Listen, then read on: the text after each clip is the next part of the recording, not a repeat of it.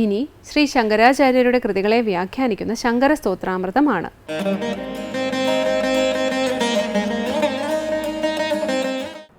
ഓം ഗുരുർബ്രഹ്മാ ഗുരുർവിഷ്ണു ഗുരുർദേവോ മഹേശ്വരഃ ഗുരു സാക്ഷാത് പരം ബ്രഹ്മ തസ്മൈ ശ്രീ ഗുരവേ നമഃ.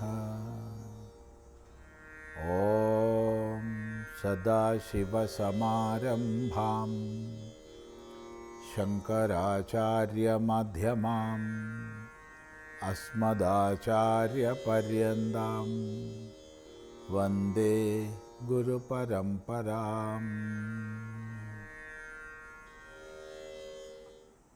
ശങ്കരസ്തോത്ര കൃതികളിൽ ശിവപഞ്ചാക്ഷര നക്ഷത്രമാലികയാണ് നമ്മൾ ശ്രദ്ധിക്കുന്നത്. 4-ാമത്തെ ശ്ലോകം. ആപദദ്രിഭേദടങ്കഹസ്തേ നമഃ ശിവായ പാപഹാരി ദിവ്യസിന്ധുമസ്തേ നമഃ ശിവായ. ആപദദ്രിഭേദടങ്കഹസ്ത സംബോധനയാണ്. തേ നിനക്കായിക്കൊണ്ട്, ശിവായ നമഃ ശിവനായിക്കൊണ്ട് നമസ്കാരം.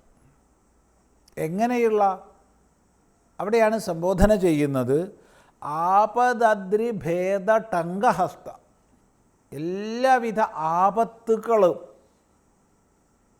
നമ്മുടെ ജീവിതത്തിൽ വന്നു ചേരുന്ന എല്ലാ ആപത്തുക്കളും ആ ആപത്തുക്കളെ മുഴുവൻ അദ്രിയായിട്ട് കൽപ്പിച്ചിരിക്കുകയാണ്.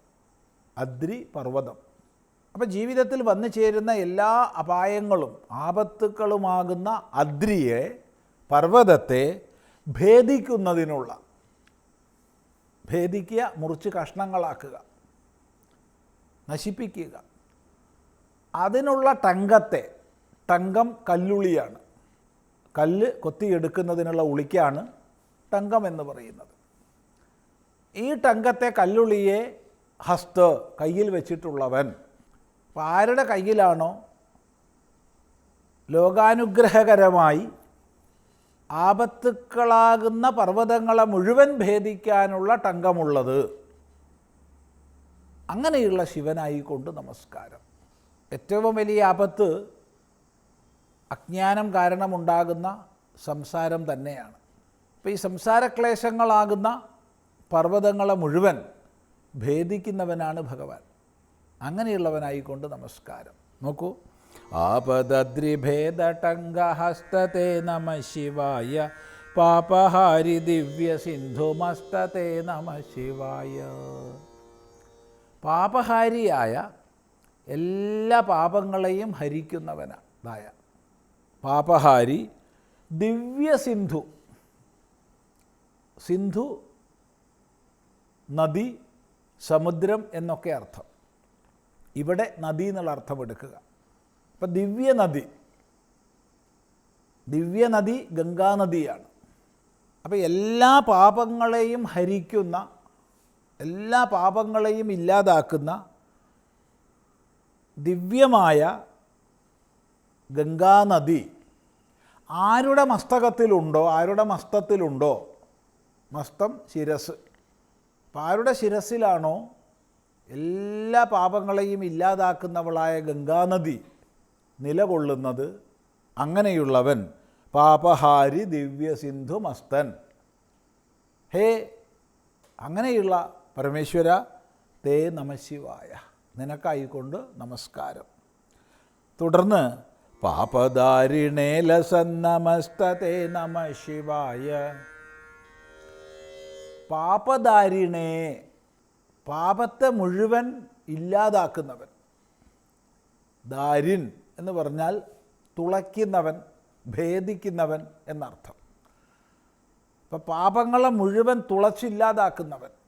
നമ്മുടെയൊക്കെ ജീവിതത്തിൽ കർത്തവ്യം ചെയ്യാതിരിക്കുമ്പോഴും അകർത്തവ്യം ചെയ്യുമ്പോഴും, ചെയ്യേണ്ടത് ചെയ്യാതിരുന്നാലും ചെയ്യരുതാത്തത് ചെയ്താലും അതിൻ്റെ ഫലമായിട്ട് അപരാധമുണ്ടാകും. ഈ അപരാധത്തിൽ നിന്നാണ് പാപം ഉണ്ടാകുന്നത്. പാപം തീർത്തും കർമ്മജനിതമാണ്. അങ്ങനെ കർമ്മജനിതങ്ങളായ പാപങ്ങളെ മുഴുവൻ ആരെ ഭജിക്കുന്നത് കൊണ്ടാണോ, ആരെ അറിയുന്നത് കൊണ്ടാണോ ഇല്ലാതാക്കാൻ സാധിക്കുന്നത്, ആ പരമേശ്വരനാണ് പാപധാരി. പാപധാരിക്കായിക്കൊണ്ട് നമസ്കാരം. അടുത്തത് സംബോധനയാണ്. ലസൻ നമസ്ത്. നമസ്കരിക്കുന്നതിലൂടെ അങ്ങേയറ്റം ശോഭിക്കുന്നവൻ. ആരെ നമസ്കരിക്കുമ്പോഴാണോ പൂർണ്ണമായും ശോഭിക്കുന്നത്. അവിടെ ശോഭിക്കുക എന്നുള്ളത് രണ്ടർത്ഥത്തിലെടുക്കാം. ഒന്നുകിൽ നമസ്കരിക്കുന്ന ഭക്തൻ ശോഭിക്കുന്നു, അഥവാ നമസ്കരിക്കുന്ന ഭക്തൻ്റെ ഹൃദയത്തിൽ ശോഭിക്കുന്നു. അങ്ങനെയുള്ള ഹേ ഭഗവൻ തേ നമഃശിവായ, നിനക്കായിക്കൊണ്ട് നമസ്കാരം. തുടർന്ന് നമുക്ക് അടുത്ത പ്രാവശ്യം ശ്രദ്ധിക്കാം.